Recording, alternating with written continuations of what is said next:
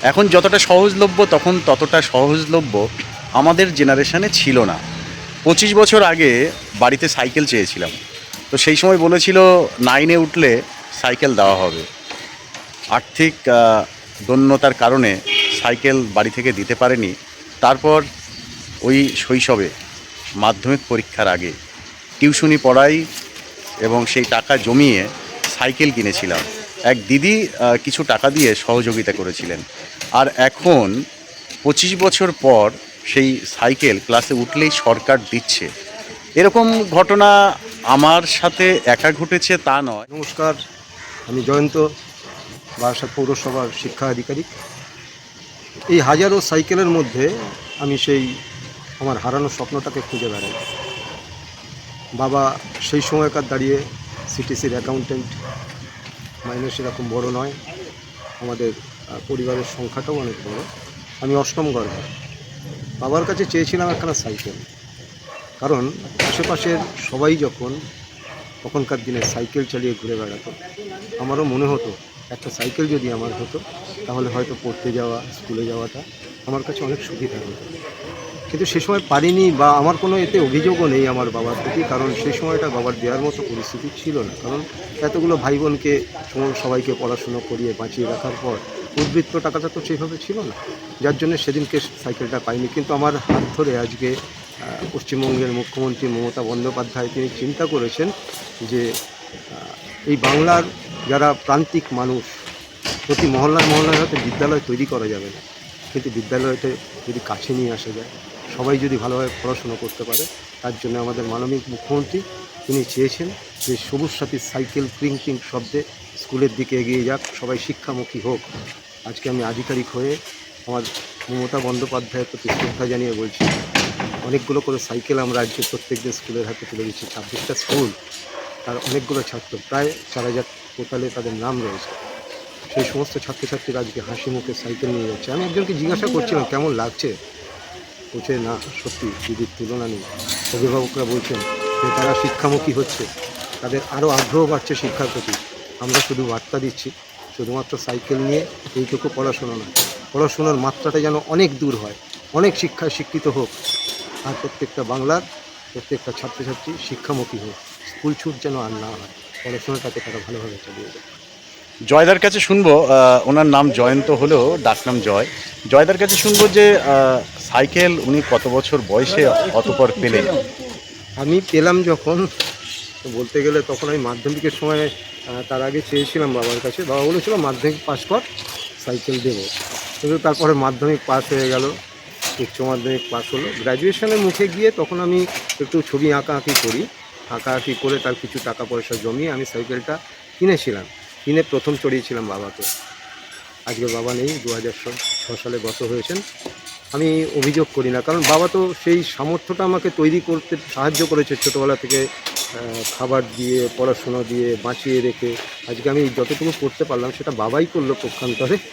বাবার কাছে চিরকাল কৃতজ্ঞ, আমাকে একটা অন্তত মানুষ তৈরি করার জন্য, মানুষের সমাজে যেভাবে বেঁচে থাকতে হয় সেটুকু করার জন্য বাবার কাছে আমি চিরকৃতজ্ঞ।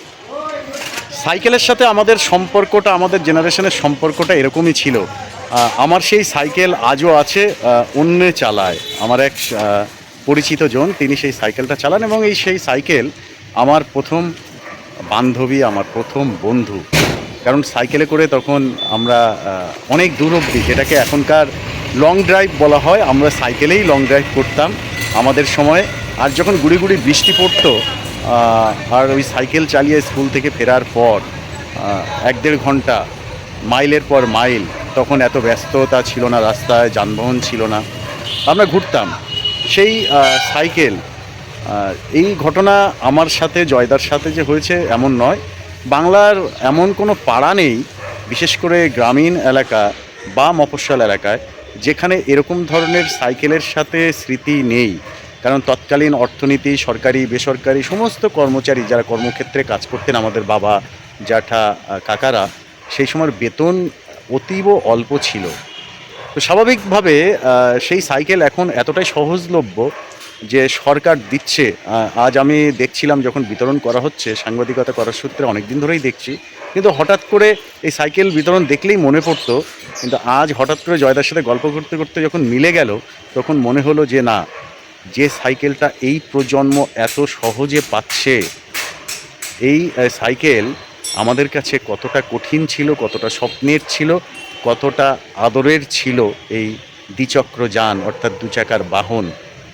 জয়দাকে আমি মজা করে বলছিলাম যে সুগার আছে, আমাকে একটা সাইকেল দিও, যদি কোনোভাবে দেওয়া যায়, রাতের বেলা হাঁটি, অনেক সময় সাইকেলিং করে সুগারটা কমানো যাবে। যাই হোক, সরকারি সাইকেল এভাবে পাওয়া যায় না, কারণ এটা স্কুলের মাধ্যমে একটা ছাত্রদের কোড আছে, তাই তো? হ্যাঁ, এটা সেই একটা সুপ্ত বাসনা, কিন্তু সত্যি এই চাওয়াটা মানে হচ্ছে হলো পাওয়ার জন্য নয়, সেই সুপ্ত বাসনাটাকে একটু জাগ্রত করা, যাতে সেদিনকে যে ভাঙা স্বপ্নটা আজকে যদি জোড়া লাগানো যেত। সত্যি কথা বলতে সত্যি যে আমি আমার জীবদ্দশায় বহু মানুষকে দেখেছি, দেবতা দেখিনি, কিন্তু দেবতা তো মানুষের ভেতরেই বিরাজ করে।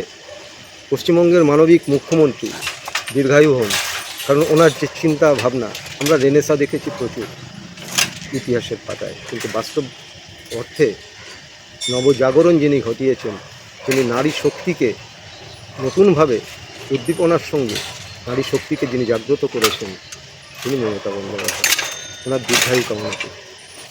যাই হোক, আমি একজন ব্যক্তি হিসেবে জয়দার মতো করে বলার চেষ্টা করলেও পারবো না, কারণ আমার পেশাগত কারণে বিভিন্ন রকমভাবে আমার গায়ে তাহলে তকমা লেগে যাবে, এমনিই লাগে। কেউ যখনই সরকারের বা বিরোধীদের সমালোচনা করি, কেউ বলে সিপিএম, কেউ বলে বিজেপি, কেউ বলে তৃণমূল, যে যার বিচারে লাগিয়ে দেয়। তবে রামায়ণে কৌশল্যা আর কৈকেয়ী, এই দুই মহিলার চরিত্রের, এই দুই মহিলার ভূমিকা একটা গূঢ় অর্থ আছে। পশ্চিমবঙ্গের রাজনীতিতে মমতা বন্দ্যোপাধ্যায় কোনো এক শক্তির কৌশল্যা কৈকেয়ী, আমি অন্তত এভাবেই ব্যাখ্যা করি, খুব পরিচিত মহলে, ঘনিষ্ঠ মহলে। এবং কোনো এক নেতা, নাম বলবো না, দলেরও নাম বলবো না, বিরোধী দলের নেতা, তো তাকে জিজ্ঞাসা করেছিলাম, বিরোধিতা বাদ দিন, মমতা বন্দ্যোপাধ্যায় সম্পর্কে মূল্যায়ন। তিনি তখন এক কথায় উত্তর দিয়েছিলেন, মুখ্যমন্ত্রী চেয়ারে যিনি আছেন তার নাম মমতা বন্দ্যোপাধ্যায় বলেই তিনি সরকারটাকে চালাতে পারছেন, ভোট পাচ্ছেন, কারণ তার দলের বাকিদের দেখে ভোটাররা নাকি ভোট দেয় না। এটা ছিল তার ব্যাখ্যা, এটাই মমতা বন্দ্যোপাধ্যায়, এর বেশি আমি বলতে পারবো না, কারণ ওই যে আগেই বলেছি। যাই হোক, আবার ফিরি সাইকেলে। এই সাইকেল জয়দার, আমাদের নস্টালজিয়া, আমাদের প্রেম ভালোবাসা সবটাই। যারা সাইকেল পাচ্ছেন বা পাচ্ছ, ছোট ভাই বোন, তারা সন্তান সমতুল্য, সাইকেলটাকে আদরে রেখো, যত্নে রেখো। আর অনেকেই বিক্রি করে থাকেন, খবর করার সূত্রে আমরা দেখেছি যে অনেকে সাইকেল কিন্তু নিয়ে বিক্রি করে থাকেন। এই উপহারটা বিক্রি না করার পরামর্শ রইল। এখানেই সাইকেল, যেটাকে আমরা কম্পিউটারে বলি ফরম্যাট, এখানে সেই সাইকেল ফরম্যাট হচ্ছে, তারপর বিতরণ। এবং এটা বোধহয় পঞ্চায়েত আর পৌরসভা এলাকা, কলকাতা বাদ দিয়ে। এটা না, এটা তো পৌরসভা এলাকা। এই পৌরসভা এলাকার যে 26টা স্কুল আছে, সেই 26টা স্কুলকেই আমরা দিই, 26টা স্কুলকে। যাই হোক, রাজনৈতিক স্বার্থ তো আছেই। আমরা যাই করি না কেন, সংগঠন এবং ব্যক্তি স্বার্থে, পারিবারিক স্বার্থেই সব কিছুটা করি। এই সাইকেল যারা পেয়ে থাকেন, তাদের বাবা মায়েরা অবশ্যই শাসক তৃণমূলকে ভোট তো দেন, এটা একটা কৌশল। তবে পাওয়াটাকে অস্বীকার করা বা এই সাইকেলের গুরুত্বটা, অনেক গরিব মানুষ আছেন যারা কিন্তু এই সাইকেল কেনার ক্ষমতা আজও নেই। তারা, এমনকি আমি দেখেছি অনেক বাবা মা অনেক সন্তানের পাওয়া এই সবুজ সাথী সাইকেল, এই সাইকেল নিয়েই তারা কর্মস্থলে যান, অনেকে আনাজ বিক্রি করেন, সন্তান ফেরার পরে বিকালবেলা করে নিয়ে যায়। এতটাই গুরুত্বপূর্ণ। তো স্বাভাবিকভাবে পলিটিক্স করতে গেলে উন্নয়ন, গঠনমূলক করতে হবে, এটা মমতা বন্দ্যোপাধ্যায় দেখিয়ে দিয়েছেন। এবং তৃণমূলের হাত ধরে বাংলায় পলিটিক্সের যে পরিবর্তন, সেটা ঘটেছে, যার একটি হলো সাইকেল। অন্যান্য প্রকল্প ঠিক কতটা মানুষের কাছে গুরুত্বপূর্ণ, ধাপে ধাপে অবশ্যই সেগুলো তুলে ধরব। তবে হ্যাঁ, গালাগালি খেতে আমি প্রস্তুত। অনেকে বলবেন যেভাবে অশ্লীল শব্দগুলো দিয়ে থাকেন তাদের বিষয়গুলো তুলে ধরব, সেটাও মাথায় রেখে সমালোচনা গালমন্দ যা খুশি ইচ্ছা করবেন। আবার দেখাই সাইকেল।